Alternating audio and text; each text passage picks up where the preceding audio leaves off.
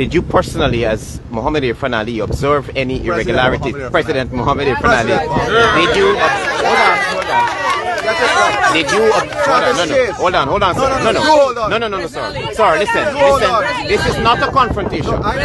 No, hold on. That right there was a hostile confrontation with Guyana's President Irfaan Ali, which ended in name-calling. Welcome back to another edition of the Final Takeaways podcast here on our channel. We hope that your Saturday started off well and that you're having a blast, whatever you're doing.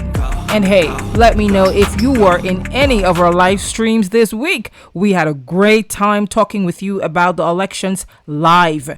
Thank you for all of you who came through and participated in the live stream with your comments and questions. Now for why we're here today. So, if there's one Guyanese journalist who's not afraid to stand up for his freedom of the press rights, it's reporter Travis Chase. Chase, a senior reporter at the HGPTV nightly news in Guyana, has shown time and time again that the media demands respect even from top government officials, the same way those officials demand respect.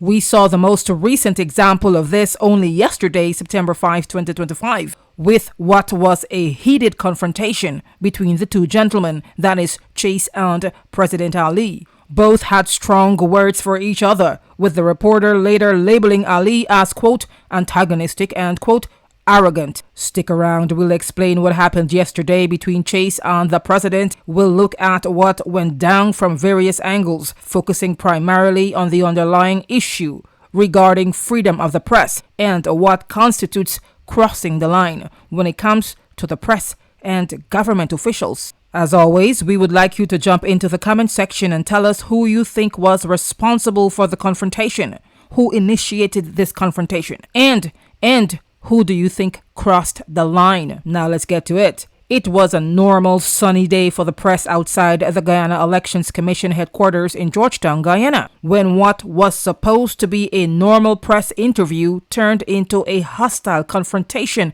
very quickly. The target? Reporter Travis Chase. President Ali seemingly flew off the handle and unleashed strong accusations towards the reporter after he failed to address Ali as President Ali. So what is the issue? Did you personally, as Mohammed Irfaan Ali, observe any irregularities? President Mohammed Irfaan Ali. Did you? Hold on. Did you? Hold on, sir. No, sir. Sir, listen. This is not a confrontation. No, hold on. This is Mr. President. This is not a confrontation. I understand you are. No, hold on. You are surrounded by. You have respect too, but you have as well. I'm asking you a simple question. I'm asking you a simple question. Did you observe any irregularities at all? None.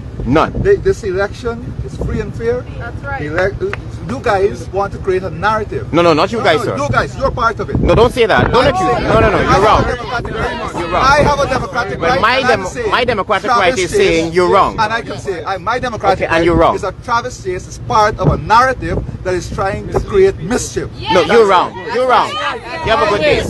Always. A very confrontational President Irfaan Ali accused. Sorry, ma'am.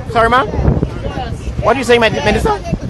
Say what you want to say. A very confrontational Irfaan Ali trying to intimidate members of the press, the independent press. But of course, I'm going to stand my ground, and I will not be moved here. I'm not trying to say that we're part of a narrative that is creating mischief.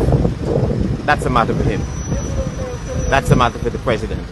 And of course, we've all been addressing him as President Irfaan Ali. One of the very reasons the independent press do not really engage him is because of the arrogance that is portrayed by the president when he is approached and asked simple questions. So you heard for yourself. You also heard Ali accusing Chase of pretty much unethical journalistic practices when he alleges that he and/or the newscast he works for engages in skewing their reports and potentially influencing public perception of the PPPC government. Do you think that Travis Chase's reporting appears to be anti-government? The other question is, do you think that Chase intentionally decided not to address Ali as President Ali? Do you think he did that intentionally to get a rise out of the president? Do you think he failed to address the president as president because the country is in transition from the previous government to the new government, which is yet to be decided, since GECOM has not yet declared which party has won the elections? But let's back up a bit before all of this went south. Before Ali came out of the GECOM's headquarters, Chase detailed some of the questions he wanted to ask Ali. And even the PPPC General Secretary, Barrett Jagdeo, Chase wanted to ask Ali why he was present at GECOM. It appears as if Chase wanted to ask the question, considering the opposition, a Partnership for National Unity, the APNU, was engaged in ballot recounting of Regions 4 and 5 when asked why he was at GECOM. Here is what Ali had to say. Mr. President, good afternoon. Good afternoon. Just could you explain to me your presence at the Guyana Elections Commission? I know you. I'm a candidate. Here, yeah? What do you mean, what's my presence? No, Do you no. want me to be here? No, I didn't say that. I asked you to give us an explanation You're a as member of to the what media. prompted you to come, Travis Chase, yes. Nothing. We Nothing. have our workers here, our election agents as a leader. I came here to thank them for the enormous work they've been doing. Right. The PPP Civic family, our supporters, they've done a tremendous job, worked hard, and with hard work comes victory. 5 years of commitment, hard work, serving the people, and they can't take it. You know, we have the life of this country at stake and the life of the citizens of this country at stake. And look at what these people are doing, playing games. They have nothing. They want to recount. The recount doesn't give them what they want. What they do. This is a cycle of people who don't have this country interest at heart. A cycle about people who are concerned about power. We're concerned about responsibility. That is why we do everything in accordance with the law. Now, this question is loaded, but it might very well have to do with the concept of free and fair elections, which includes the president or other government officials not conveying the perception of election interference.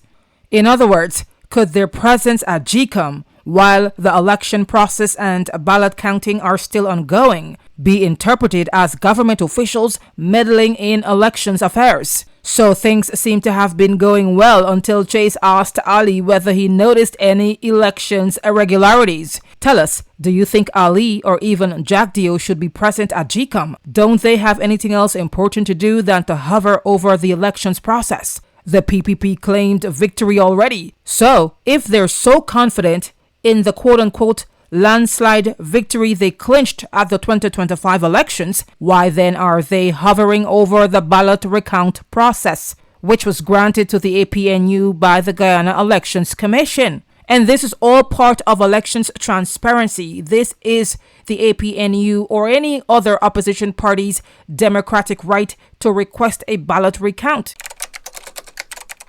So far, Guyana seems to have had a calm elections process and is now waiting for the ballot recounts for certain regions to be completed.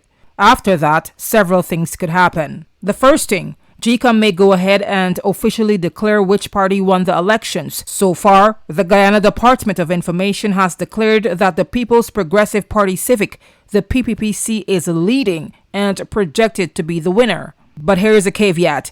Things could swing in a different direction if GECOM grants the APNU's request for detailed under-the-microscope type evaluation of the ballots cast in all 10 regions of Guyana. Now, that would be a tedious task that could take weeks or even months. Alternatively, the APNU, led by presidential candidate Aubrey Norton, is calling for fresh elections, brand new elections. But the question of whether or not the elections process can be voided is a question for the court and not for GECOM.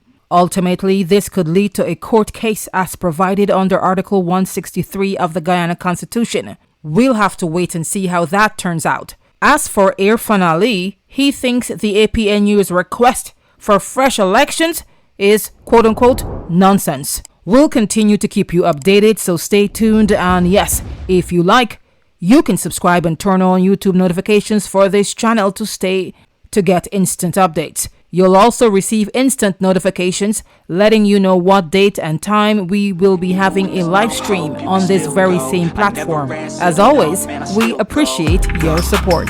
Stay tuned for what's coming up next.